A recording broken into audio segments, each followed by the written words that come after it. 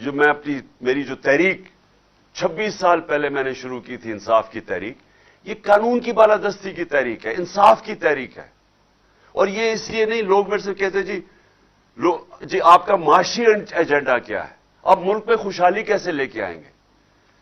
اگر ملک میں خوشحالی لے کے آنی ہے تو یہاں انصاف قائم کرنا پڑے گا.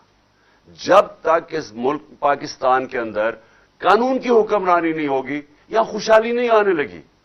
جو بھی کوئی ہمارے ماضی میں جھوٹ بولتا رہا ہے کہ میں ایشین ٹائیگر بنا دوں گا یا میں لاہور کو پیرس بنا دوں گا، یہ نہیں بن سکتی جب تک انصاف نہیں ہوگا. نبی صلی اللہ علیہ وسلم نے مدینہ کی ریاست میں سب سے پہلے عدل اور انصاف قائم کیا، خوشحالی بعد میں آئی.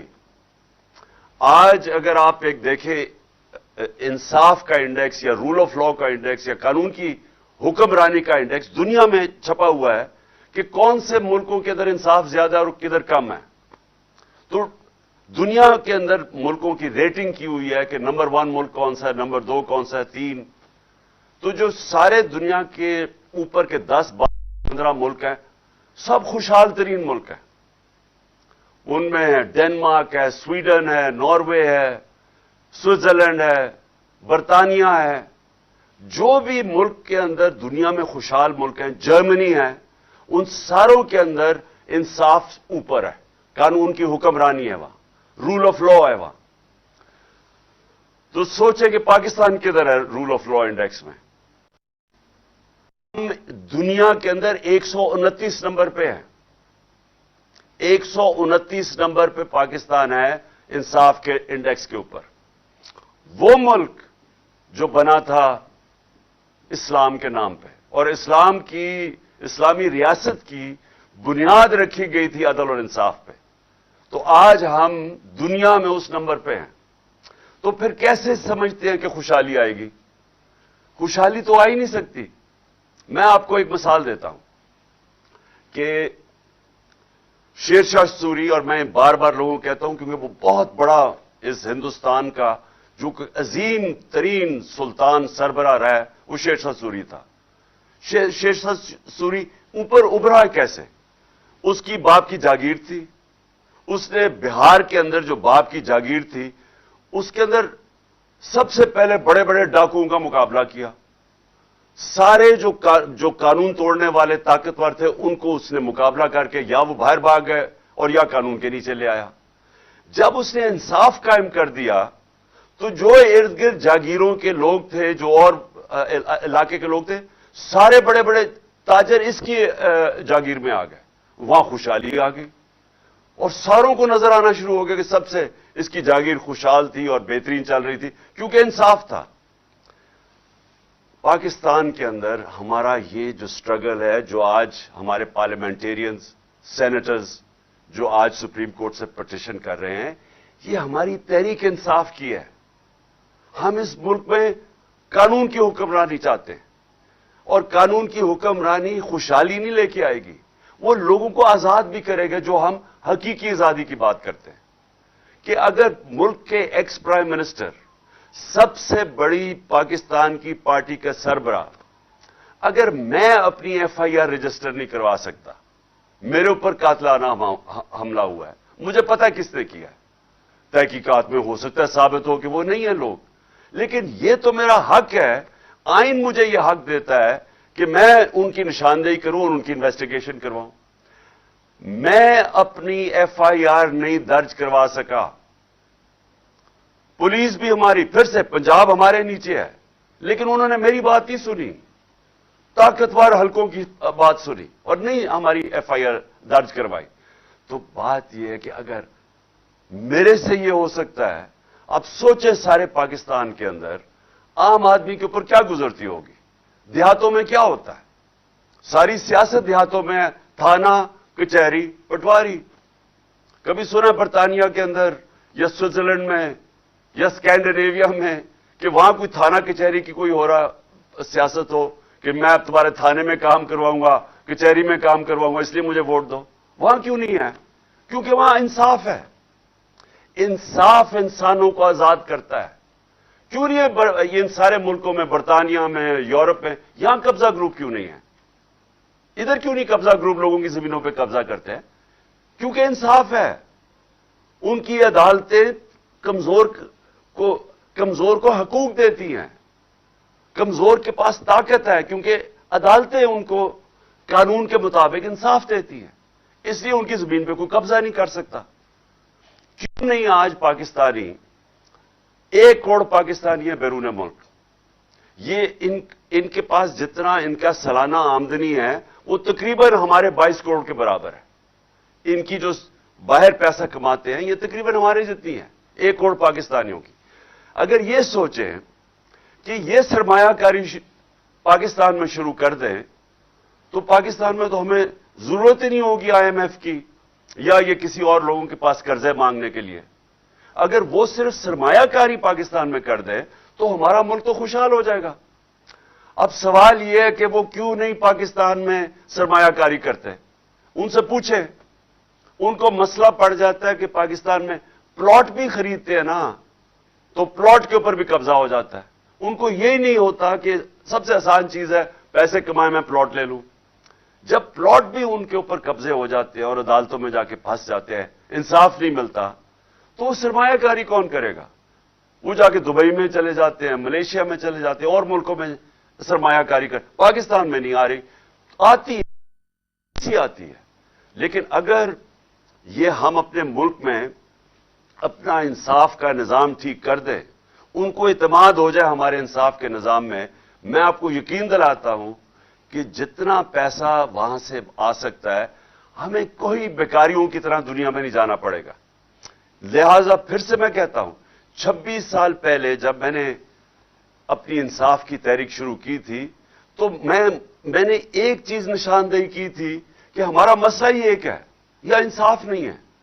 کیونکہ میں نے تو ساری دنیا دیکھی ہوئی تھی, مجھے تو پتہ ہے خوشحالی کیوں آئی ہے وہاں. میں پاکستانیوں سے جو باہر رہتے ہیں, بزنس کرتے ہیں, میرا تو ان سے ملنا جلنا تھا, تو مجھے تو پتہ تھا کہ وہ کیوں بیچارے آنا چاہتے ہیں پاکستان. وہ بیچارے پاکستان میں انویسٹ کرنا چاہتے ہیں, لیکن وہ کیوں نہیں آ سکتے؟ کیونکہ ان کو یہاں اعتماد نہیں ہے. ایک انگریزی کا لفظ ہے کانٹریکٹ انفورسمنٹ. ان کو اعتماد نہیں ہے کہ ہمارا جو کانٹریکٹ آنر ہوں گے یا نہیں ہوں گے, تو وہ پیسہ نہیں لگاتے ہیں. سرمایہ کار ہمیشہ بزدل ہوتا ہے, کیونکہ سرمایہ کار نے اپنا پیسہ کمایا ہوتا ہے, وہ چاہتا ہے ادھر پیسہ لگائے جدھر اس کی آمدنی ہوگی. تو جب اس کو یہ خوف ہو جائے کہ میں اگر یہاں انویسٹ کروں گا تو یہ پیسہ میرا پھنس جائے گا, وہ کبھی پیسہ نہیں لگائے گا. وہ جتنا مرضی پاکستان سے پیار کرتا ہو, جتنا مرضی درد رکھتا ہو پاکستان سے, وہ سیلاب کے لیے ہم نے مانگے, اربوں روپے گھنٹوں میں اکٹھے ہو گئے, لوگوں نے پیسے دیے, لیکن سرمایہ کاری نہیں کرتے.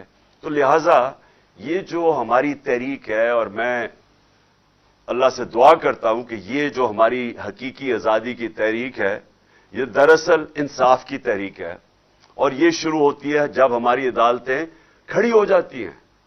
ایک لوگوں کے لیے جو سمجھتے ہیں ہم کمزور ہیں اور ہمارا طاقتور کے سامنے آمنا سامنا ہو گیا, تو لوگ چاہتے ہیں کہ ہماری عدالتیں ہمارے ساتھ کھڑی ہوں.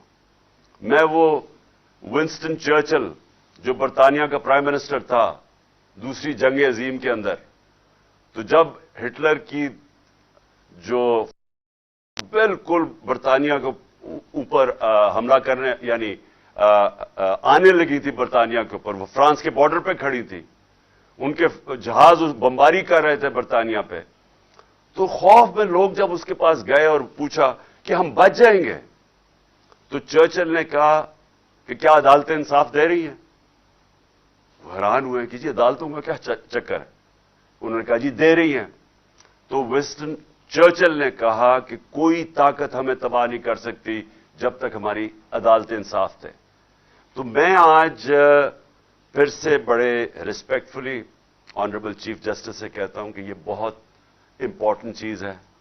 پاکستان کا نمبر 1 انویسٹیگیٹو جرنلسٹ صحافی ارشد شریف کو شہید کیا گیا. اس کے اوپر پوری تحقیقات ہونی چاہیے.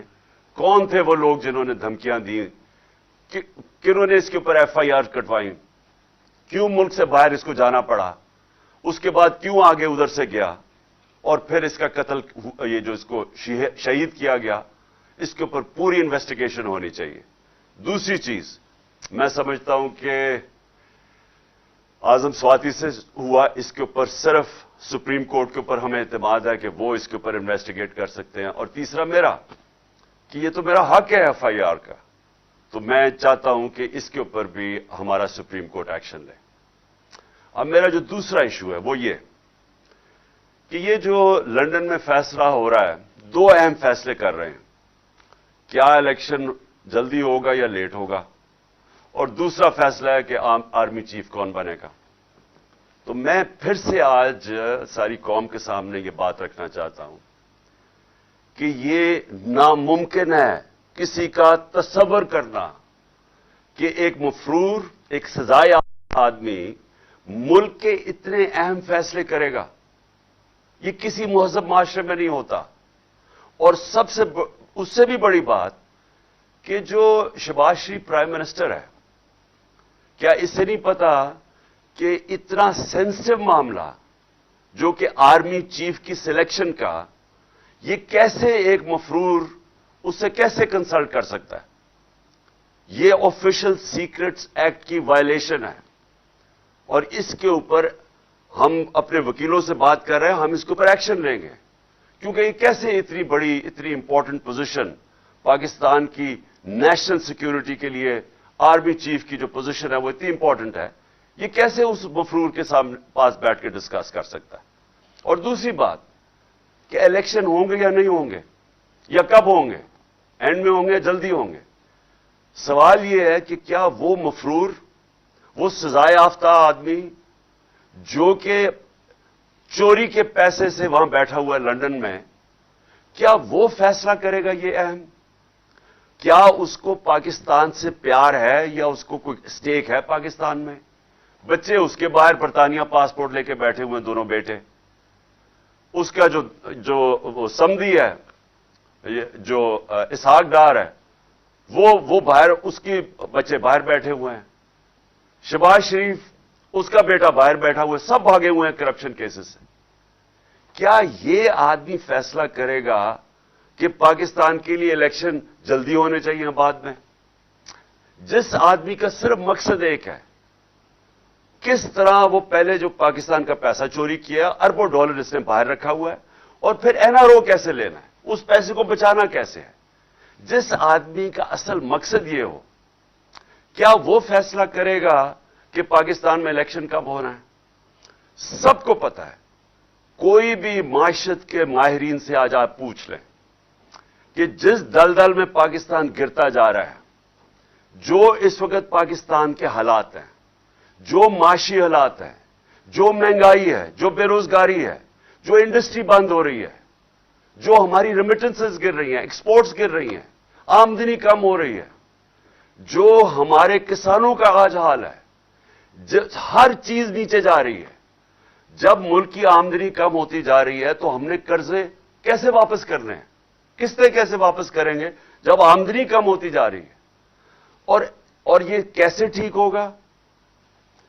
जब तक ये हुकूमत बैठी है तो ठीक नहीं होगा, क्योंकि जब तक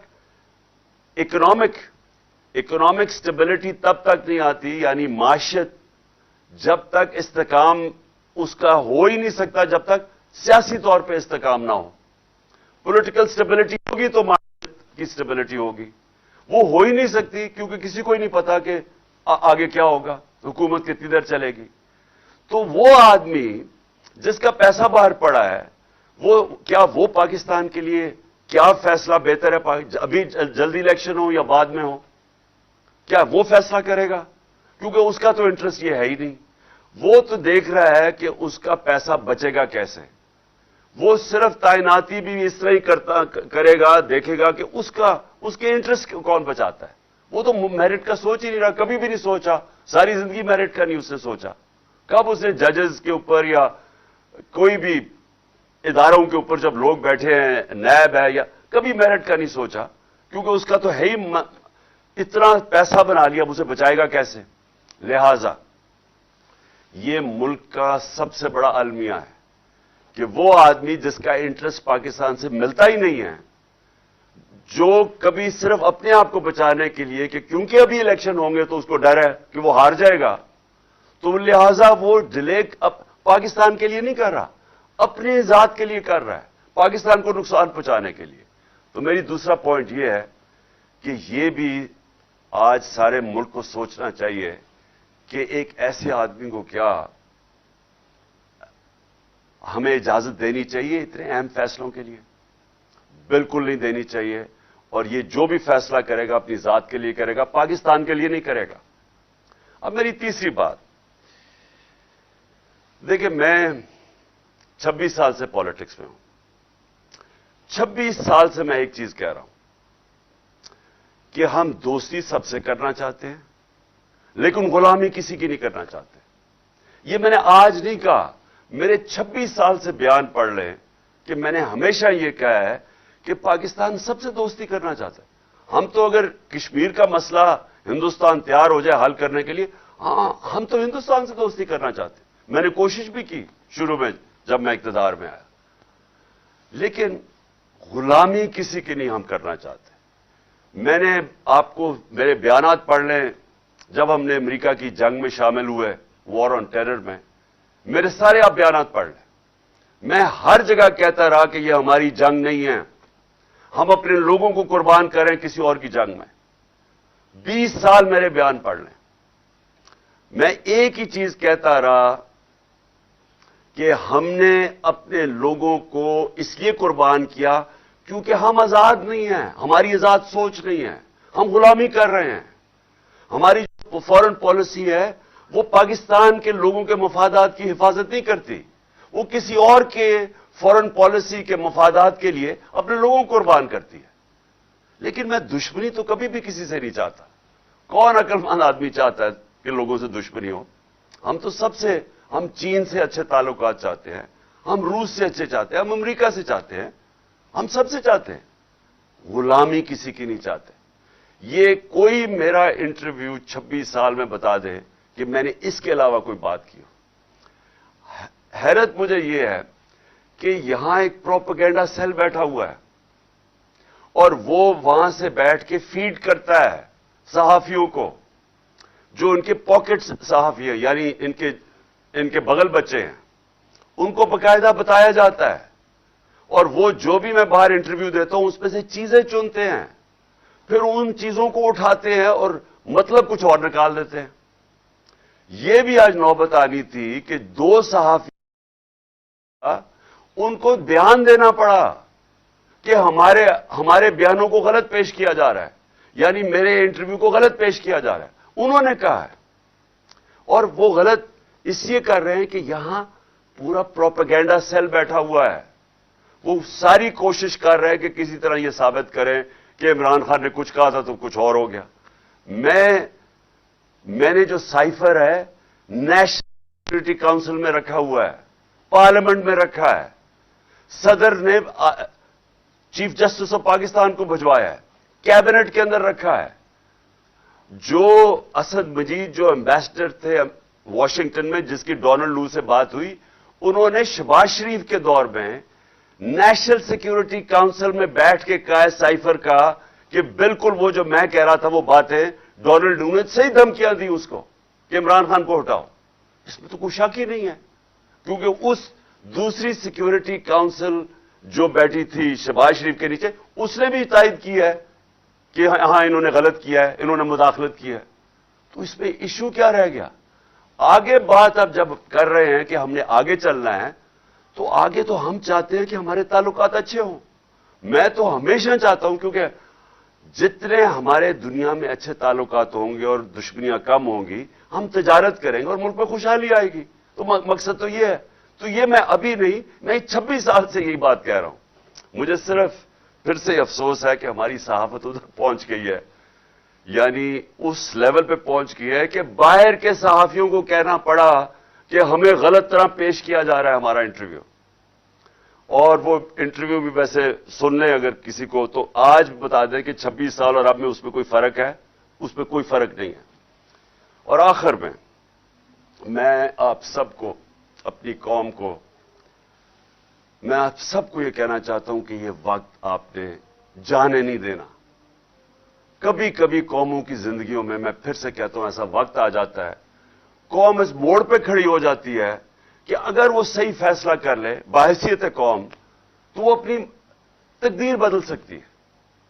ہم آج ادھر کھڑے ہیں کہ ہم ایک حقیقی آزادی کے سفر پہ نکلے ہوئے ہیں. یہ جو ہماری مارچ ہے یہ حقیقی آزادی کے لیے جو آتی ہے انصاف سے. عام آدمی پوچھتے ہیں کہ جی ہمیں کیا فائدہ ہوگا؟ آپ کو انصاف سے کیا فائدہ ہوگا؟ انصاف سے آپ کو حقوق ملیں گے، حقوق آپ کو آزاد کریں گے. آپ کو وہ مشکلوں جو مثلا چھوٹا کاروبار کرنے والا اس کو سارا وقت مشکل پڑی ہوتی ہے، کبھی کوئی رشوت مانگتا ہے، کبھی کوئی پیسے مانگتا ہے، اس کو ہر وقت اس کو مشکلیں پڑی ہوتی ہیں. دبئی میں نہیں ہوتی، ملیشیا میں نہیں ہوتی، برطانیہ میں نہیں ہوتی، لیکن یہاں ہوتی ہے کیونکہ قانون نہیں ہے. ہم 129 نمبر پہ انصاف کے رول آف لا کے انڈیکس میں 129 پہ ہیں پاکستان. تو جب انصاف ہی نہیں ہے لوگ آزاد نہیں ہیں، اور جب آزاد نہیں ہے خوشحالی نہیں آتی. تو خوشحالی کے راستے میں رکاوٹ ہے کہ ایک وہ قانون ہے جو طاقتور کے لیے ایک اور کمزور کے لیے دوسرا ہے. اس کے لیے قوم کو کھڑا ہونا پڑتا ہے. یہ قوم جب تک اپنے حقوق کے لیے نہیں کھڑی ہوگی، اپنی آزادی کے لیے جدوجہد نہیں کرے گی، کوئی بھی آزادی پلیٹ میں رکھ کے نہیں دیتا. زنجیریں گرتی نہیں ہیں، توڑنی پڑتی ہیں، آزادی چھیننی پڑتی ہے. جدوجہد کی ضرورت ہے. اور انشاءاللہ میں جو دیکھ رہا ہوں راستے میں، جس طرح لوگوں نے کہا کہ عمران خان نہیں ہوگا تو پبلک نہیں نکلے گی، میں تو اللہ کا شکر کر رہا ہوں کہ میری قوم میں اتنا شعور ہے کہ میں انشاءاللہ پنڈی میں آپ کے ساتھ ہوں گا، کیونکہ اس سے پہلے پبلک نکلی ہوئی ہے.